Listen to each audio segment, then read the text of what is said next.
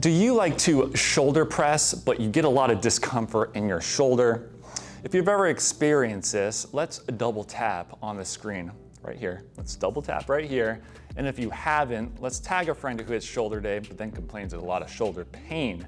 So one of the first things I like to do is just check if we have enough range of motion in the shoulder. I'm gonna show you a quick assessment you can do seated right on the bench. Low back flat, head back, arms out in front, and bring your arms overhead. Can you bring your arms overhead? If you can, that's great. If you cannot, and you look like this, and you get stuck here, and the only way you can get back is when you do one of these or you do one of these, then that's something we need to work on. But one of the most popular questions that I get is, can I still work out if I have those limitations? And my answer is always, hell yes. You just have to change the position of your shoulder press. So let me show you what I'm gonna do.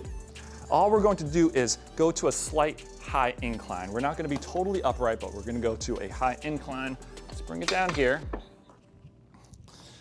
And check this out. So when we did our initial assessment, we got stuck here. But now, when we tilt the bench back a little bit, now look at this.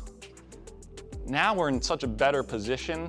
You know what, we might not be totally upright, but we're still gonna hit the shoulders, and it's gonna take so much pressure off of your shoulder joint, and that's great. So while you're doing that, work on your mobility, try to keep working on getting your arms overhead, and then slowly bring that bench back up until you can do it all the way upright. So if you like this tip, make sure you double tap on the screen, comment down below, and then tag a friend who complains of shoulder pain after shoulder presses.